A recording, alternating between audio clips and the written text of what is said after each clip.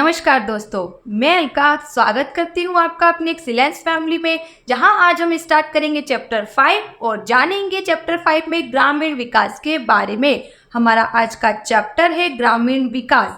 ग्रामीण विकास क्या होता है? गांव में रहने वाले लोगों की जीवन गुणवत्ता और आर्थिक कल्याण के विकास की प्रक्रिया को ही ग्रामीण विकास या ग्रामीण सुधार कहा जाता है। ग्रामीण सुधार या विकास एक उद्देश्य न होकर एक प्रक्रिया होनी चाहिए जो कि निरंतर चलती रहनी चाहिए। कहने का मतलब है गांव में रहने वाले लोगों का ऊंचा जीवन स्तर हो, उनकी मूलभूत आवश्यकताओं की पूर्ति हो, रोटी कपड़ा मकान, अच्छी शिक्षा, अच्छा स्वास्थ्य और अच्छा पोषण उन्हें प्रदान किया जाना चाहिए, क्योंकि देश का विकास गांव के विकास से होकर गुजरता है। देश के विकास का केंद्र बिंदु ग्रामीण विकास है, इसलिए ग्रामीण विकास को अधिक से अधिक बढ़ावा दिया जाना चाहिए और ये निरंतर चलते रहने वाली प्रक्रिया होनी चाहिए। अब जानते हैं कि ग्रामीण विकास वाले चैप्टर में हम किन किन बातों के बारे में जानेंगे। तो हम यहाँ जानेंगे ग्रामीण विकास और उससे जुड़े महत्वपूर्ण मुद्दों के बारे में। ग्रामीण क्षेत्रों का विकास भारत के सर्वांगीण विकास की दृष्टि से क्यों महत्वपूर्ण है? ग्रामीण विकास में साख और विपणन की महत्वपूर्ण भूमिका, आजीविका के स्थायित्व के लिए उत्पादक गतिविधियों में विविधता का महत्व और धांडी विकास में जैविक कृषि के महत्व, इन सब के बारे में आज हम जानेंगे। ठीक है, तो एक एक करके हम सब टॉपिक पढ़ेंगे। फर्स्ट यहाँ पर स्टार्ट होता है इसका परिचय। परिचय में ग्रामीण विकास के बारे में ही बताया गया है। अभी मैंने स्टार्टिंग में एक लाइन बोली थी कि भारत का विकास गांव के विकास से ही संभव है। तो महात्मा गांधी जी ने ये लाइन बोली थी कि महात्मा गांधी ने एक बार कहा था कि भारत की वास्तविक प्रगति का तात्पर्य शहरी औद्योगिक केंद्रों के विकास से नहीं बल्कि मुख्य रूप से गांवों के विकास से है। कहा गया शहरी औद्योगिक केंद्रों के विकास से नहीं बल्कि गांवों के विकास से है। गांवों को भारत के विकास का केंद्र बिंदु माना गया है। ठीक है, तो ये जो यहाँ पर बताया गया है परिचय में, वही हमने स्टार्टिंग में जाना। ठीक, तो अब हम यहाँ पर हमारा टॉपिक स्टार्ट करते हैं इस चैप्टर का पहला, जो कि है ग्रामीण विकास क्या है। ठीक है, और इसमें हम जानेंगे कि गांव में क्या क्या विकास काम किए गए हैं। तो लिखा है ग्रामीण विकास एक व्यापक शब्द है। व्यापक मतलब बहुत बड़ा शब्द है। ग्रामीण विकास यह मूलतः ग्रामीण अर्थव्यवस्था के उन घटकों के विकास पर ध्यान केंद्रित करने पर बल देता है जो ग्रामीण अर्थव्यवस्था के सर्वांगीण विकास में पिछड़ गए हैं। ग्रामीण विकास उन बातों की ओर हमारा ध्यान केंद्रित करता है, उन बातों की ओर हमारा ध्यान केंद्रित करता है जिन बातों को लेकर गांव का विकास किया जाना चाहिए, और उन बातों पर ही ध्यान नहीं दिया गया, इसलिए गांव पिछड़ गए। फिर आगे लिखा भारत के विकास के लिए जिन क्षेत्रों में नई और सार्थक पहल करने की आवश्यकता बनी हुई है वे इस प्रकार है। मानव संसाधनों का विकास जिसमें निम्नलिखित सम्मिलित है। क्या बोला कि गांव के विकास के लिए किन किन चीजों की आवश्यकता होनी चाहिए, कौन कौन सी चीजें गांव के विकास के लिए चाहिए, तब जाकर गांव का विकास होगा। तो एक एक करके हम सभी को जानेंगे।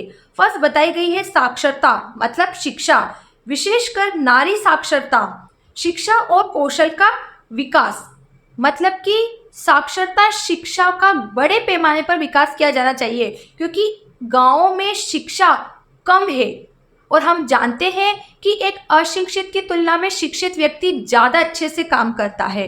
तो अगर आप गांव में साक्षरता शिक्षा का विकास करोगे, विशेष करके नारी का, तो एक नारी क्या करेगी, सबसे पहले वो शिक्षित होगी तो अपनी संतान को शिक्षित कर पाएगी, अपने घर को अच्छे से रख पाएगी, और अगर घर अच्छा रहा, गांव अच्छा रहा तो देश अच्छा रहेगा। ठीक है, तो घरों से ही शिक्षा की शुरुआत होगी तो ही गांव में शिक्षा का प्रसार होगा और देश भी आगे बढ़ेगा। फिर आगे लिखा है कौशल का विकास, मतलब कि काम करने के लिए किसानों को प्रशिक्षण दिया जाए, उन्हें बताया जाए काम कैसे किया जाता है, क्योंकि किसान अधिकतर कृषि पर ही निर्भर है। तो कृषि किस तरीके से किया जाए जिससे हमें उपज अच्छी प्राप्त हो। आगे लिखा स्वास्थ्य जिसमें स्वच्छता और जन स्वास्थ्य दोनों शामिल है, और इनको लेकर कार्य भी किया जा रहा है। स्वच्छ भारत अभियान, ठीक है। तो बोला गया है कि पहला कार्य तो साक्षरता को लेकर है गांव में, कि साक्षरता का विकास किया जाए, विशेषकर महिला का। दूसरा, स्वास्थ्य पर ध्यान दिया जाए, ठीक है, स्वच्छता पर ध्यान दिया जाए। फिर भूमि सुधार। अगला है प्रत्येक क्षेत्र के उत्पादन संसाधनों का विकास। प्रत्येक क्षेत्र में उत्पादन के लिए किन किन संसाधनों की आवश्यकता है। आधारिक संरचना का विकास, जैसे बिजली, सिंचाई, साख मतलब ऋण, विपणन, परिवहन सुविधाएं जैसे ग्रामीण सड़कों के निर्माण सहित राजमार्ग की पोषक सड़कें बनाना, कृषि अनुसंधान, विस्तार और सूचना प्रसार की सुविधाएं। आधारिक संरचना गांव के विकास के लिए जो आधार है, किसी भी चीज का आधार होता है, जैसे वृक्ष का आधार क्या है, जमीन, तो उसी प्रकार से गांव के विकास की जो आधारभूत चीजें हैं, गांव कृषि पर निर्भर है, तो कृषि के लिए अच्छी बीजों उपलब्ध कराना, उनको खेती करने के लिए ऋण उपलब्ध कराना, कीटनाशक दवाइयाँ, रसायन, इन सबको उपलब्ध कराना, और जो भी फसलें होती है, जो भी उत्पादन होता है, जो भी सेवाएं होती है, उसका बड़े पैमाने पर विकास और विस्तार करना, सड़कें बनाना, ये सभी विस्तार की आवश्यकता है गाँव में। फिर लिखा है निर्धनता निवारण और समाज के कमजोर वर्गों की जीवन दशाओं में महत्वपूर्ण सुधार के विशेष उपाय, जिसमें उत्पादक रोजगार के अवसर उपलब्ध कराने पर विशेष ध्यान दिया जाना चाहिए। मतलब रोजगार आप उपलब्ध कराओगे तो क्या होगा, बेरोजगारी की समस्या जो बनी हुई देश में वो कम होगी। फिर आगे लिखा है इसका अर्थ होगा कि ग्रामीण क्षेत्र के लोग जो कृषि एवं गैर कृषि गतिविधियों में संलग्न है, उन्हें उत्पादकता बढ़ाने में विशेष सहायता देनी होगी। ऊपर जो हमने जो भी पॉइंट्स पढ़े हैं, वो पॉइंट्स क्या है कि गांव के विकास के लिए इन सभी पॉइंट्स की आवश्यकता है, ठीक है। ऐसे व्यक्ति जो कृषि कार्य में लगे हैं उनके लिए भी, और ऐसे व्यक्ति जो गैर कृषि कार्य में लगे हैं, कृषि कार्य मतलब जो सीधे तरीके से खेती पर निर्भर है, और गैर कृषि कार्य मतलब होता है जिनका सीधा कृषि से संपन्न नहीं है, मतलब जो खेती काम में नहीं लगे हुए हैं, ठीक। फिर लिखा है गैर कृषि उत्पादक क्रियाकलाप जैसे खाद्य प्रसंस्करण, स्वास्थ्य सुविधाओं की अधिक उपलब्धता, घर और कार्यस्थल पर स्वच्छता संबंधी सुविधा तथा सभी के लिए शिक्षा का सर्वोच्च वरीयता, ताकि तीव्र ग्रामीण विकास हो सके। जो व्यक्ति कृषि कार्य में लगे हैं उन्हें कृषि से संबंधित सुविधाएं दो, कीटनाशक दवाइयाँ और रसायन, उर्वरक, बीज, इन सब के लिए उन्हें सुविधाएं दे, उन्हें ऋण दे, जिसके माध्यम से वो क्या करेंगे, इन सब चीज़ों को खरीद सकेंगे और अधिक से अधिक खेती कर पाएंगे। खेती के लिए अच्छी शिक्षा प्रदान की जाए, समय पर बिजली उपलब्ध कराई जाए, सिंचाई के लिए साधन उपलब्ध कराए जाए, ठीक है। और गैर कृषि मतलब कि ऐसे व्यक्ति जो कृषि कार्य में नहीं लगे हैं, तो उनको अच्छी से अच्छी शिक्षा दी जाए, अच्छा पोषण दिया जाए, उनके स्वास्थ्य की ध्यान रखी जाए, जिससे वो जिन भी कार्य में लगे हैं, कोई खनन में लगा है, कोई हस्तशिल्प काम में लगा है, कोई डेयरी में लगा है, कोई दुकानदारी कर रहा है, तो जो भी व्यक्ति जिस भी कार्य में लगा है सभी से उसका विकास हो। फिर लिखा है यहाँ, हमने पिछले अध्याय में यह भी देखा कि यद्यपि सकल घरेलू उत्पाद में कृषि क्षेत्र का योगदान कम हो रहा है। हमने चैप्टर 4 पढ़ा था, उसमें हमने किसके बारे में पढ़ा था, मानव पूंजी निर्माण के बारे में। तो हमने वहाँ कृषि क्षेत्र, औद्योगिक सेवा क्षेत्र को जाना था। तो कृषि क्षेत्र का सबसे कम योगदान था। जीडीपी क्या है, सकल घरेलू उत्पाद, हिंदी में बोला जाता है GDP, gross domestic product, Hindi में से बोलते हैं सकल घरेलू उत्पाद। तो कोई भी देश एक वर्ष की समय अवधि में वस्तु और सेवा के उत्पादन से जो भी मौद्रिक मूल्य प्राप्त करता है, ठीक है, जो भी वस्तुओं की मार्केट प्राइस होती है, उसे हम जीडीपी कहते हैं। तो इस जीडीपी में कृषि का योगदान सबसे कम था।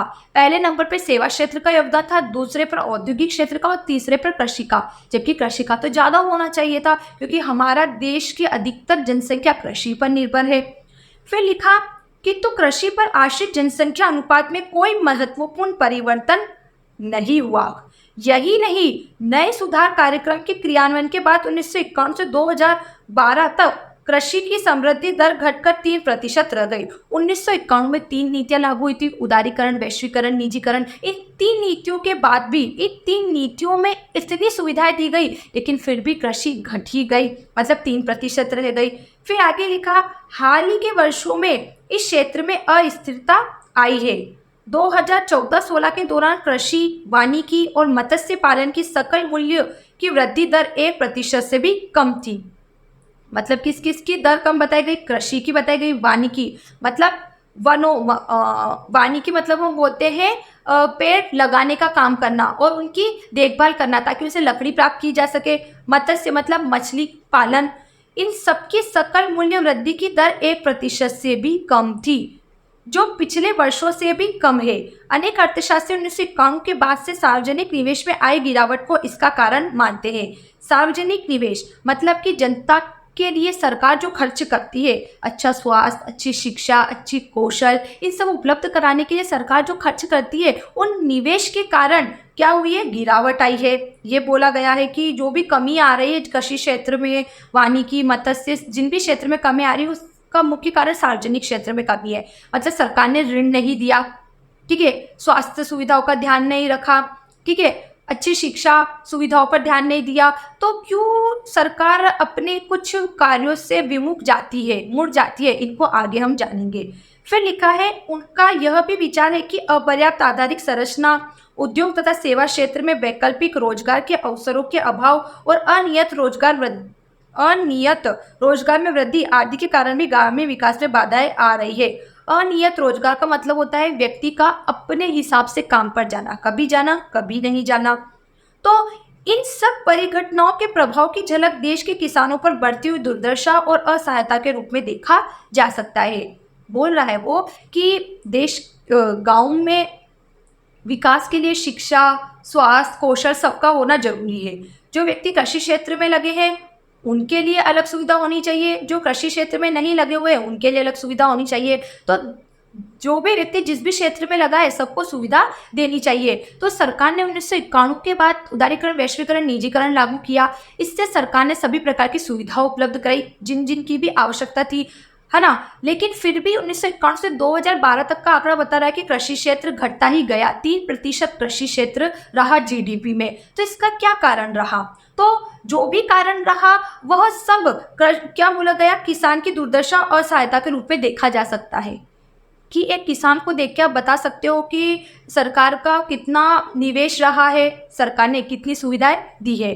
फिर लिखा है इसी परिपेक्ष में हम ग्रामीण भारत के साख और विपणन व्यवस्था, कृषि गतिविधियों के स्वरूप में विविधता तथा धान्य विकास को बढ़ावा देने में जैविक कृषि की भूमिका आदि महत्वपूर्ण आयामों पर आलोचनात्मक चर्चा करेंगे। मतलब आगे जो हमारा अगला टॉपिक है ग्रामीण क्षेत्र में साख और विपणन, है ना।